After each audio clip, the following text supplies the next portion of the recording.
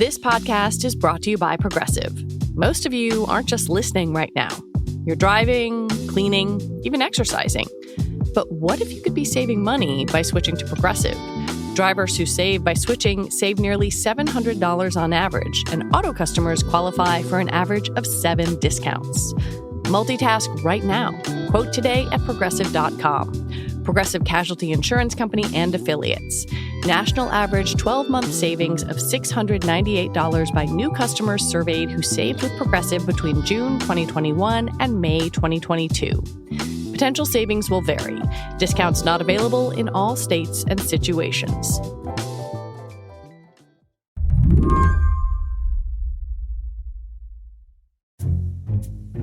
I don't know about you, but all of a sudden, I seem to know a number of people with COVID in a way that hasn't happened in a while.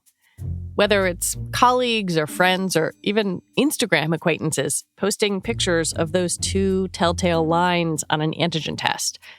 It made me want to call up Katherine Wu, a science writer at The Atlantic, to figure out what's going on.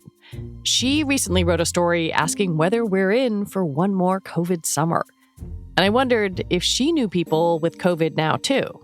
So I am hearing all of the sort of hearsay epidemiology that you're talking about, but I, for some reason, I either don't have enough friends, I don't know what, but for some reason, my bubble is so far okay. I used to be someone who, woke up in the morning and checked case counts, either through my local health department or, in the newspaper or on a website. And I don't have that to check anymore. I feel like right now I'm sort of going off of vibes. How are the vibes? It really depends on who you ask, which I think is so interesting about this particular moment. I agree with you. I definitely don't check the official counts as often as I used to, and I'm largely relying on, I guess, what my semi-private whisper network is talking about. But there's a couple of reasons for that, right? We are so many years into this that I think I am no longer as frantic about checking things daily. And also, so many of the official counts are gone. What are we supposed to look at? There's not much. There's wastewater. There are hospitalizations. There's test positivity, which is so messy now because so few people are testing. It's what do we have to rely on? So, is it because of us and our tolerance and our habituation to this, or is it because the data's not there? Probably both. When we were getting ready to think about doing this episode, our editorial conversation was is there a summer surge? If I asked you, is there a summer surge? What would you say? It's a great question. And honestly, I'm not sure I have an answer. And every time I ask an expert, like an epidemiologist, this question, they usually kind of waffle a bit because, it actually depends on how you define a surge. And this is a question that I've asked people almost every season since, March or February of 2020. And there's not really a clear answer. It's a little bit like the porn definition. You kind of know it when you see it, but it's not exactly a 2.74% rise over the course of 9.7 hours. And then that's a surge. It depends on where you're starting from. It depends, what you're tracking. Is it a surge of infections? Is it a surge of hospitalizations? And because the numbers are so messed up, it's totally possible that the numbers could look pretty chill by most metrics, and there could be a surge of infections going on by some other metric. So I gotta tell you, I think my answer is I'm not sure, just that things are increasing, and that's not the way I'd like them to go. So today on the show, let's talk about how things are going, because COVID isn't going anywhere. I'm Lizzie O'Leary, and you're listening to What Next TBD, a show about technology, power, and how the future will be determined. Stick around.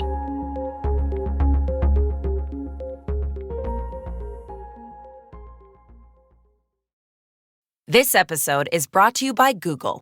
Cyber attacks on critical infrastructure threaten essential services. That's why public institutions like schools, hospitals, and government agencies across the country are partnering with Google to keep their data safe and secure. Because when organizations run on Google Cloud, they're defended by the same AI-powered security that protects all of Google. Explore how Google is keeping more Americans safe online. Visit safety.google/cybersecurity today. In her recent story, Katherine wrote about the idea of seasonality. Some viruses, like the flu, seem to spike in the wintertime. That's why you might get your flu shot in October. Or if you have a child in preschool, like I do, you just sort of know that the fall is going to be gross in your house. It is pretty indisputable that a lot of pathogens, not just viruses, but bacteria, parasites, they have seasonality, things that rise mainly in the winter, other things that rise mainly in the summer, and actually other things that are kind of just percolating year round. The fact that those patterns exist is pretty indisputable. The why, though, is so messy, because we have to think about, why do infections increase in any setting? It's always a combination of what's the virus doing? What's the host doing? That's us. And, what are the factors that are bringing hosts together so that those infections can spread? So we've got immunity, host, and behavior. And all of those things are so dynamic with the seasons, within the seasons, that it's very difficult to say, oh, we have a winter flu because, the virus has this fatty outer layer and that helps it move easier when it's cold and dry out. That's thought to be a contributing reason for why the flu spreads more easily in winter, but there's no way it's the only reason. Think of how we behave differently in the winter. Think of the fact that there's less sunlight, and so there's less vitamin D, and so maybe our immune system is not getting as revved up to the same degree, or it's just behaving a little bit differently. We spent so much of evolution being kind of so heavily influenced by the outside. And now that we spend so much time indoors, we maybe don't see it as often, but it's so hard to say that's the reason and that's it. So that's why there's not a clear-cut answer, and why we also can't predict when new pathogens are going to spike and fall. There are some sort of classic summer diseases. I mean, the one I think about is polio. Yeah. And even that, people have been looking into the question of why polio is typically a summer disease for decades, roughly a century, maybe more, depending on who you're asking. And there's still not really a clear answer. So keep in mind that polio is transmitted fecal oral. So you're usually going to have some contaminated water involved. So maybe it's about people going to pools a lot in the summer. Maybe it's about how people socialize in the summer. Maybe it's even about the types of food that people eat in the summer. But all of these different epidemiological studies, there's never been a single smoking gun. Maybe it's all of them. Maybe it's none of them. It's a mess. COVID makes all of this a little messier because it doesn't behave in perfect seasonal patterns. Remember how back in 2020, there was hope that it would just go away when the weather got warmer? That obviously did not happen. Indeed, each summer since then has seen a spike of some sort in infections, including this one. Signs point to a COVID-19 summer surge once again for the fourth consecutive year. While numbers remain relatively low, the CDC is reporting hospitalizations are up 12.1% in the past week. But no one really seems to know why. I think the tentative explanations that people are putting forth now are a bunch of different things. One is maybe going to have to do with some behavior. One explanation that I think people hear a lot is, summer air conditioning, people are going to go indoors, and indoors is where a lot of respiratory viruses spread. I have no doubt that that contributes to respiratory infections, full stop. Absolutely. But also consider year round, pretty much in industrialized parts of the world like the US, we already spend 90% of our time indoors. Maybe that upticks slightly in the summer, but it's not going to be enough to completely explain, some of the bigger surges we've had in past years, including, think of the Delta wave in 2021. That was probably due in part to, people ripping off their masks after getting vaccinated and not fully appreciating that the vaccines were extremely powerful, but not quite powerful enough to stop all infections. A new variant had arrived on the scene. Last summer was very BA.5 heavy. That was probably also due to the virus and also due to some of our social activities. That's the one we got. Right. So if the virus is behaving a little bit differently, it shouldn't be a shock that a wave appears. But at the same time, it does seem a little counterintuitive. We do expect COVID to be a winter disease because it does have some similarities to flu and other respiratory viruses that do seem to spread better in cold and dry conditions. But I think the key here is to keep in mind that doesn't preclude summer spread. We can sort of overwhelm conditions for viral spread if we're bringing ourselves together often enough in a state where a lot of us don't have a ton of immunity. And honestly, most people are not up to date on their COVID shots. What do the numbers, such as they are, show right now? You have to put this in context. There's two ways to look at the numbers. In absolute terms, the numbers, and here I'm talking, wastewater, which is kind of viral concentration generally in the population that gives us a sense of infection, hospitalizations and test positivity, they're all still rather low. Like, we are not talking a winter caliber wave. This is not like Omicron 2.0 or anything like that. Absolutely not. In absolute numbers, a lot of people should still feel okay calibrating their risk to a lower level than before. That said, there is a rise from what was a spring lull. And so even though we're not cresting to some sort of record high, an increase is still concerning. The fact that any wave is appearing at all of any magnitude does suggest that something that we're doing or something that the virus is doing, or probably a little bit of both, is causing infections. And that's important to know because we want to avoid that in the future somehow. Part of the problem is that the data is incomplete. Many health departments just aren't counting cases anymore. And the data that does exist, monitoring the virus in wastewater or tallying up hospitalizations, isn't comprehensive. I guess the trope with wastewater is even if we stop testing all the time, everybody poops. And so if there are infections, you are going to get a little bit of viral genetic material in the wastewater. The trick with wastewater is those surveillance systems are not everywhere. So you're definitely not going to get a comprehensive picture. But it is what's called a leading indicator. If people are infected, you might start to pick up increases in wastewater before people start testing positive, and certainly before people start ending up in the hospital. Hospitalizations can still be reliable because, if people truly are sick enough, they are going to go to the hospital, they are going to test you. But that just takes so long to manifest. Ideally, we want to start catching waves before the hospitalizations go up, because shortly after hospitalizations, we do tend to see a rash of deaths.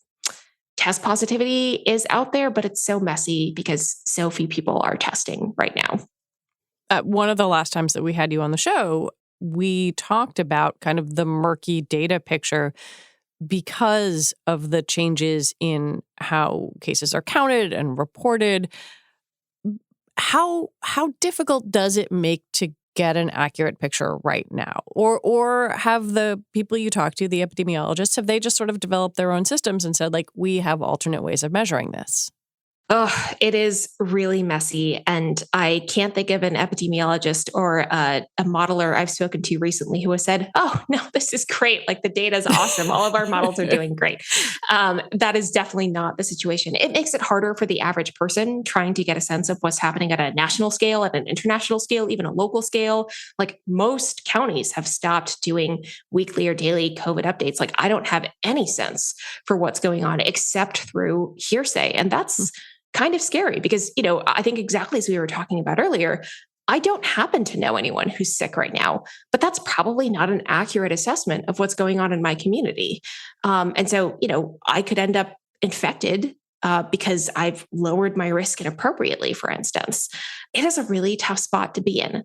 I'm certainly not saying we had to keep every single surveillance system, every single case count metric system going indefinitely. That's a lot of resources, and there's a lot of things that the country has to be dealing with right now. But to have dialed it down this low makes it really tough.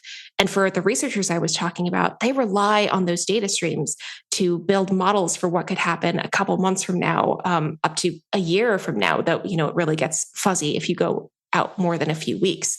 But the less data they have, the less predictive power they have. So if you start to look at models, you'll see a tentative prediction for what's going to happen this fall. But the less data they have, the bigger the error bars we're going to see. We don't know if a wave is coming, if it's going to be teeny tiny, if it's going to be huge.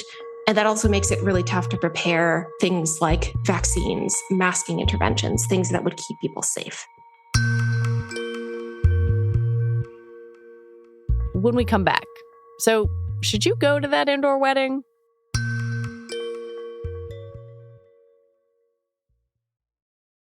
Sometimes when there's a spike in COVID infections, it's because of a new variant or subvariant. There was Delta in the summer of 2021, Omicron after that, and then BA5, which I think is the one that I got. But it's not entirely clear what's driving this bump in infections. It's pretty clear that ever since the virus appeared, it has been evolving. It's been accumulating mutations. And even though we are still technically in the world of Omicron, and that has been the case for a very long time, we know there have been subvariants, BA1, BA2, BA5, and the whole XBB mess. There are definitely new subvariants percolating. And I think that is probably driving some degree of new infection. Even small tweaks in the virus can make it easy for it to get around at least antibodies in our bodies and at least infect us, even if it's not causing as severe disease, if there's pre-existing immunity there. But the changes that scientists are seeing in the virus, to the extent that they're seeing them, are nowhere near the jump that we saw from like Delta to Omicron, which we would expect to cause a much, much, much bigger wave. New variant or new subvariant is definitely not a binary thing. It works in gradations. So if someone is listening to this or thinking about all of this information, like, how should they digest it? Should they change their behavior? Or to what degree should they change their behavior? Yeah, it's a difficult question to ask right now because everyone's perception of the situation is so different.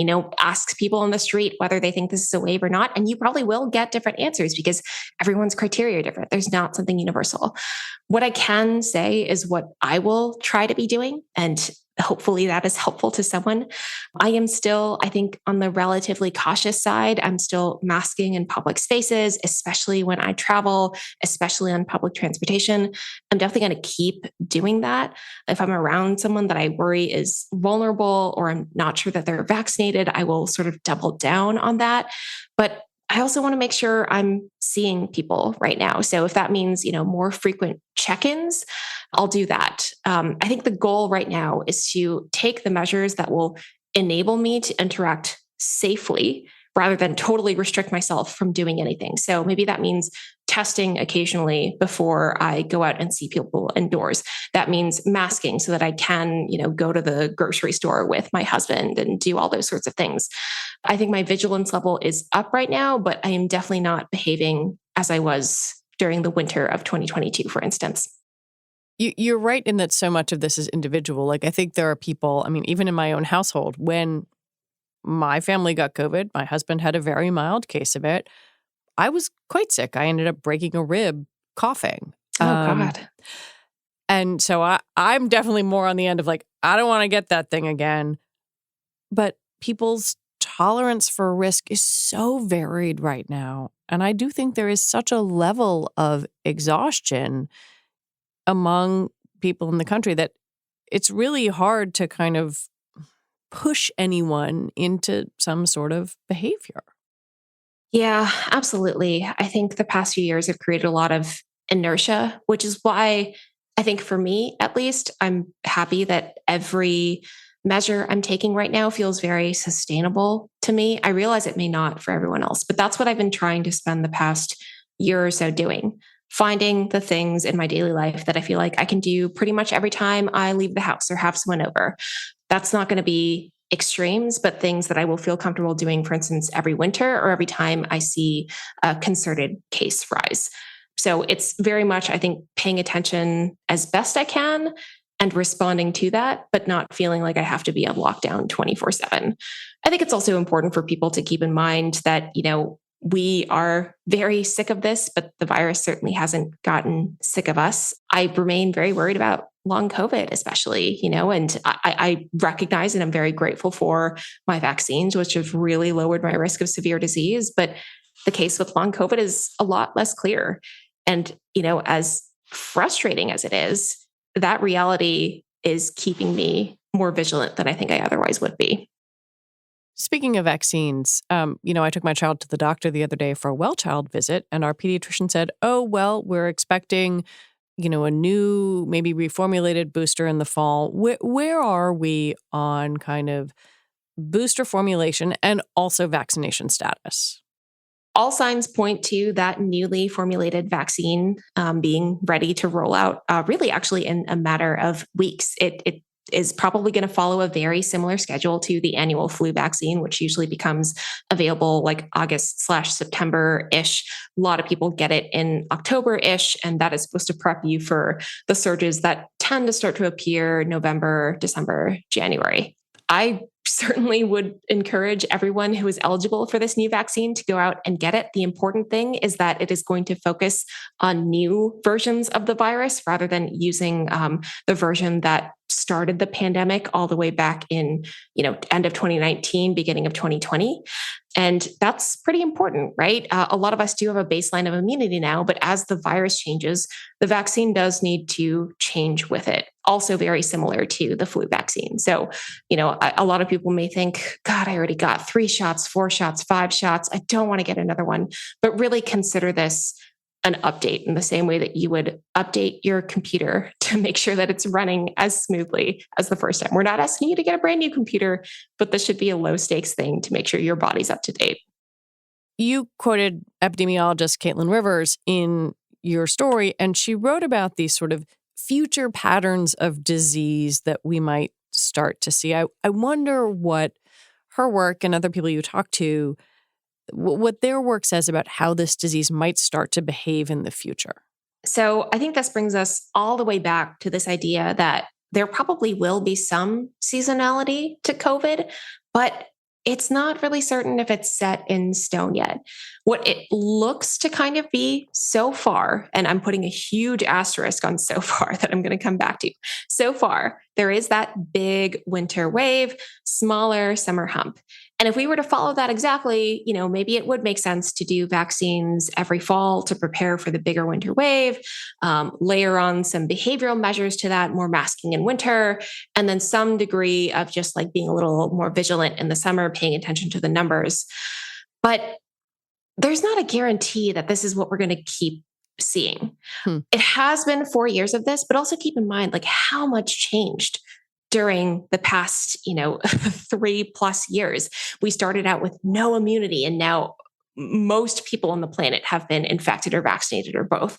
We started out with a version of the virus that went extinct, and now we never see anymore. And we've been through so many iterations since.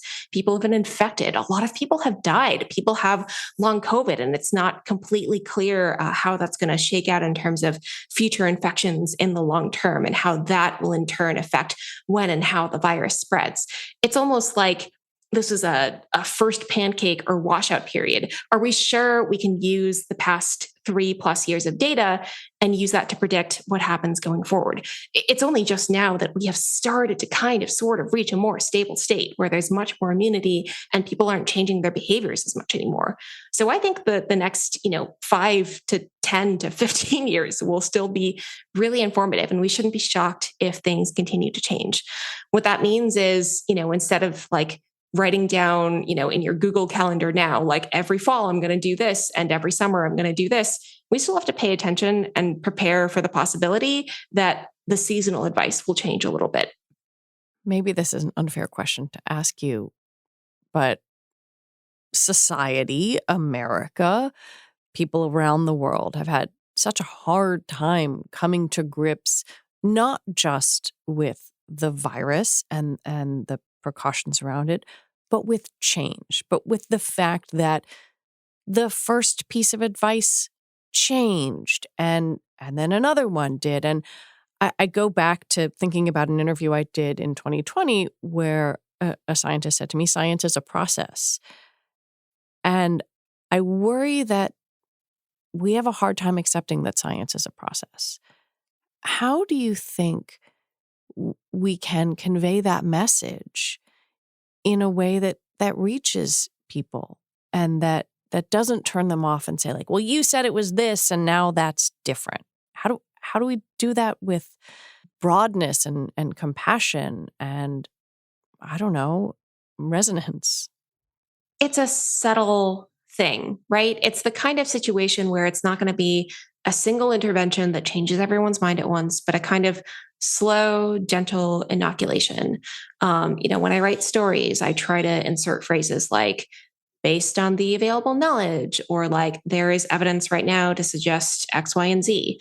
I really enjoy writing pieces about things that scientists don't yet know, or like things that seem really clear cut and straightforward. And then you lift the top off and it's just like a mess inside. It gives people a sense that so few things, even the things we take for granted, aren't simple. And I think just getting used to that idea helps a little bit. It's frustrating. And I think for a lot of people, that does unfortunately means they just close the tab and walk away. But when things get as high stakes as a pandemic and people around you are getting sick and dying, I hope that people have a little more appetite for that. That unfortunately may not be the case now that the pandemic is in a different place than it was even a year ago, but the pandemics are going to keep coming. So this is something that I think we have to continue to commit to. Katherine Wu, thank you for your diligent reporting and for talking with me. Yeah, thank you so much for having me again. Katherine Wu is a staff writer at The Atlantic. And that is it for our show today. What Next TBD is produced by Evan Campbell. Our show is edited by Mia Armstrong-Lopez. Alicia Montgomery is Vice President of Audio for Slate. And TBD is part of the larger What Next family. We're also part of Future Tense, a partnership of Slate, Arizona State University, and New America. And if you are a fan of the show, I have a request for you. Become a Slate Plus member. You get all your lovely Slate podcasts with no ads. Just head on over to slate.com/whatnextplus to sign up. All right, we'll be back next week with more episodes. I'm Lizzie O'Leary. Thanks for listening.